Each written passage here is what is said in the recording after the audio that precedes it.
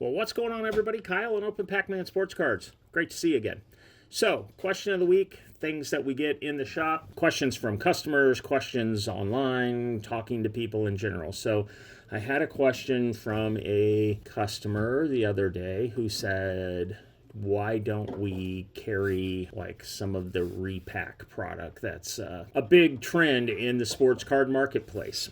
I'm not saying we would never carry it, but let me liken repacking to something that maybe you would find a little bit silly. Let's say you're walking into a Quick Trip and you are going to buy a $5 scratcher ticket, and there's someone sitting outside that makes their own $5 scratcher tickets, and they're promising that there's great prizes and all that stuff. I would probably buy the lottery ticket from a licensed lottery retailer, where there's odds and guarantees and things like that. Now then, I think some of the big brands like your Blowouts, Dave and Adams, they definitely have floors and ceiling type things where you kind of have an idea of what you're getting yourself into. But what I saw this past week and had, the question about repacks is I saw someone on an online post complaining that they bought into a $60 repack on Whatnot and they got $5 in cards. That's a unregulated lottery that you're playing when you buy into things like that. And unfortunately, some guy in his basement on Whatnot selling repacks probably doesn't have a reputation to uphold. He's not really going to be someone that maybe out for your best interest long term, is in it for his making a buck. So unregulated lotteries is what that seems to be. We carried a repack here about 3 years ago. One of my distributors carried them.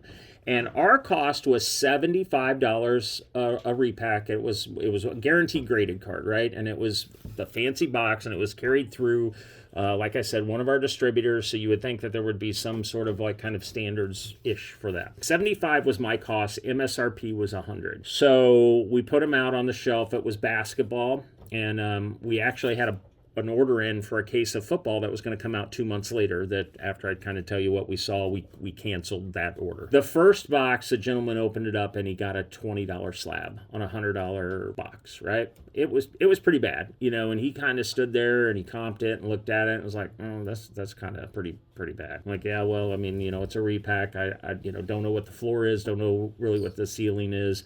Well, there was some evidence of what the ceilings were, what they were promoting, but so off he goes. So it was a 10-box case. So I don't know, a couple days later, somebody comes in and opens another one, and this was like another $20 card for $100. Kind of same little bit of look of disappointment. After that, I went, grabbed a couple, took them to the back. I got like $30. I opened another one. I got like $25. And at that point, we just took the rest off the shelf. This was kind of around Christmas. So on Black Friday, we put them out literally for $30.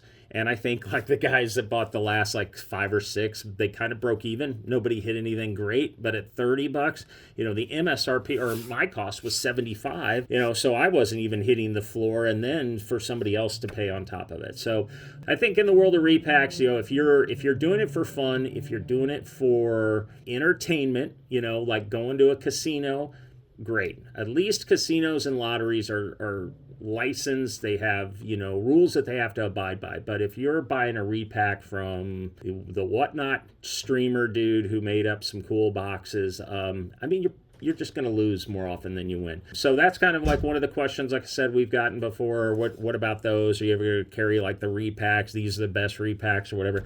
I mean, at the end of the day, you got to realize nobody's buying these cards and selling them to you cheaper than what they paid. So it may seem like you got a great card one time, 2 times, you got the case hit, you got it downtown. But I mean, if you're paying $250 and you get a $175 card out of it, it might be even better than opening some wax. Like you may open a $250 box of wax and get $20 in cards out of it. But at the end of the day, if you're opening wax packs, there's odds of hitting cards and packs and things like that that give you the chance at a big card. Whereas some of the repacks, I just don't think that it's really there. It's become a scam to make money. When the hobby continues to regurgitate the same stuff to try to package it in a different way to resell it, it's it's kind of, I mean, I'm not going to say it's desperate times, but it's like if you've got to do all the repacking of all the same cards that have already been hit, there's not a lot of excitement for other things going on out there. So, but anyways, that's a little bit of a ramble on the repacks, on what we do. Again, if I ever found one that looked great and was legitimately going to tell you what your floor was, what the ceiling was, and maybe even has like a full checklist of what cards are in there so you can see what the opportunity is at a fair price, we would consider it. But until that day comes, we probably won't have any repacks. And be careful out there when you're walking up to a Quick Trip and somebody wants to sell you a lottery ticket or spin the wheel or whatever it is. It's all unregulated gambling, and I know it's all fun and we're in it together and we love the hobby, but those people that are doing that, they're doing it for their own wallets, not necessarily yours. So take that for a grain of salt, what it's worth, and hope everybody has a great week. If you have any questions or anything you want comments about, feel free to leave a comment. We'll make a video. We'll chat about it, as long as it's something that we feel like applies to some of the masses out there. So everybody have a great week. Go Royals.